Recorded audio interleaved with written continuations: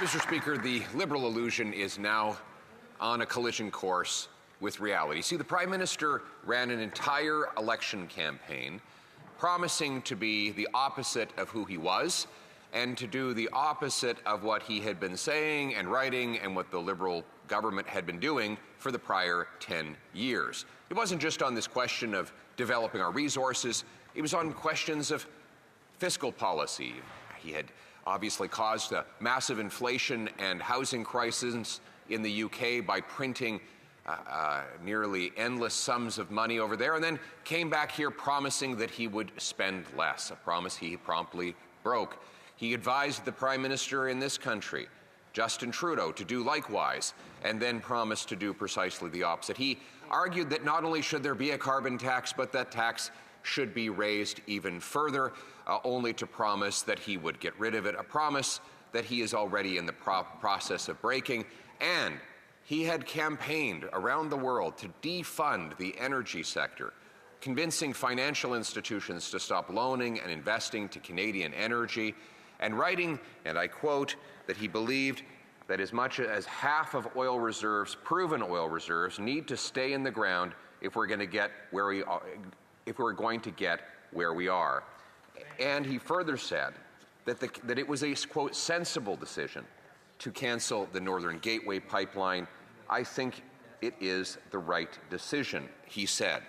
Those were his positions up until, about 2 months before he launched his campaign for Prime Minister, at which point he suddenly reversed himself and tried to plagiarize the positions of the Conservative Party. Now, here's the problem with someone pretending to believe something he clearly does not, just to get elected, is that after the election is over, he reverts quickly to his original course. And that is what we have seen. While there have been many illusions that he would change course, that he would approve projects, that he would, quote, build at unimaginable speeds, none of this has materialized in any form of reality. Here we are, 6 months into the latest Liberal term, and there is not a single new project that was not already in the works which has been given the green light, and certainly not one that is under construction. And so today, we have an opportunity to find out what the Liberals' real position is on the subject of a pipeline. Because yes, this motion is about our ability to ever build a pipeline. Let's break it down. We all agree that Canada has the most resources in the world. We all agree, at least Liberals and Conservatives agree, that the only reason we can't build pipelines to move those resources to tidewater is because of federal bureaucracy and federal laws. Now, you might ask, how can you say that the Liberals agree with that proposition? Well, the answer is that they passed C5, the foundation of which is that we need to go around all of the Liberal laws and bureaucracies in order to get things built. The law literally allows the Prime Minister, through the stroke of the pen, to go around all of the environmental, public safety laws and the associated bureaucracies, which means that he believes that those laws and bureaucracies are neither necessary to protect the environment nor possible if you want to get anything done. So we agree that the laws and the bureaucracy are the obstacle. Here's where we disagree.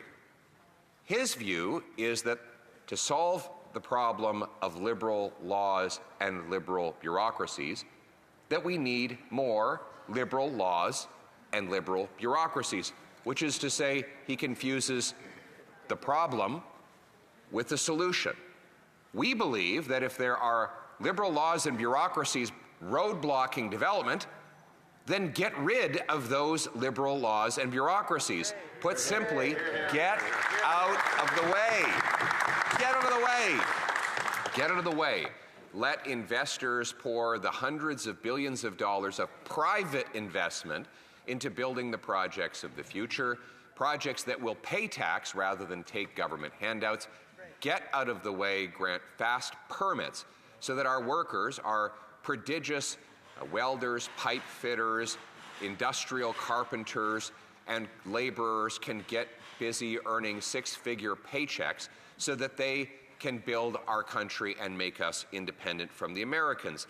And I will split my time with the member for Edmonton West.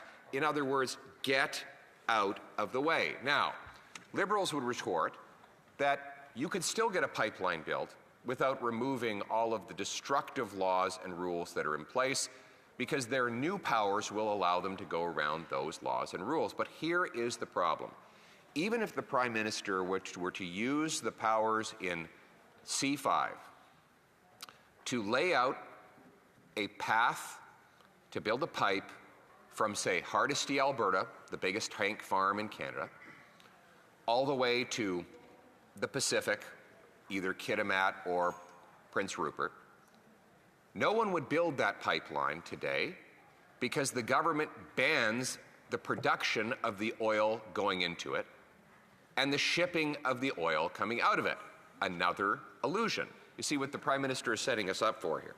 He wants to be able to say, geez, we'd really love to build a pipeline, but there's no proponent. No one wants to build it. Just not a market case for it. Too bad. I guess we can just move on to another money-losing corporate welfare project that will make the Prime Minister's friends fabulously wealthy, making other people poor, because no one wants to build a pipeline. I guess pipelines are just out of fashion. Forget that they're being built far and wide outside of Canada, including by Canadian companies. But in Canada, they're not being built.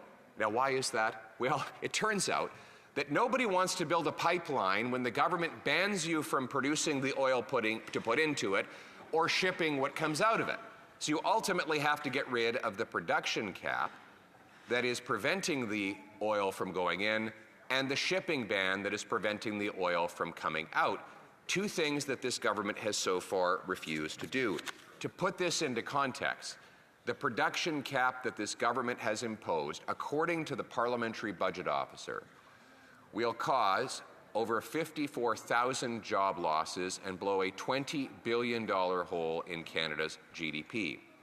It will also make it impossible for us to get our oil to any market other than the United States of America, making us more dependent, ever more dependent on the U.S., exactly the opposite of what the Prime Minister promised.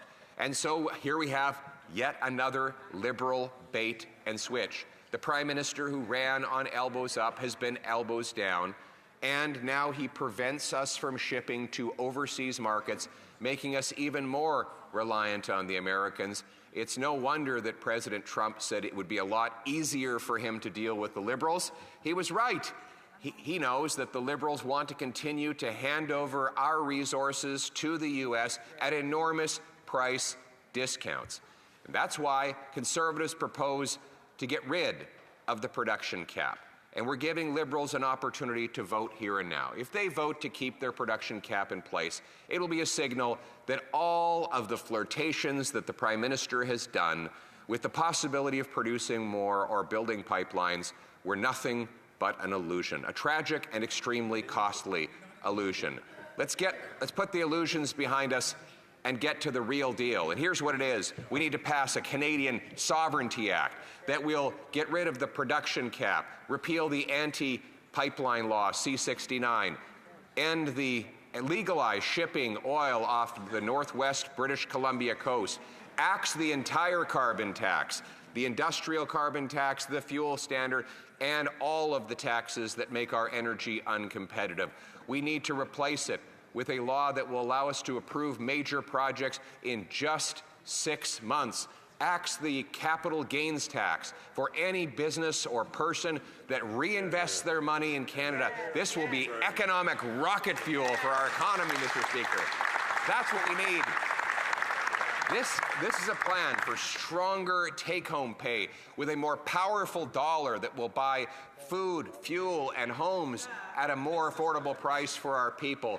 The goal in all of this is to make our people richer, to give them bigger and bolder opportunities, to make this, once again, a country that is strong, self-reliant, and stands on its own 2 feet. This is a patriotic act. We call on the government to adopt it. We will work with anyone from any party to get this done because, as always, we put Canada first.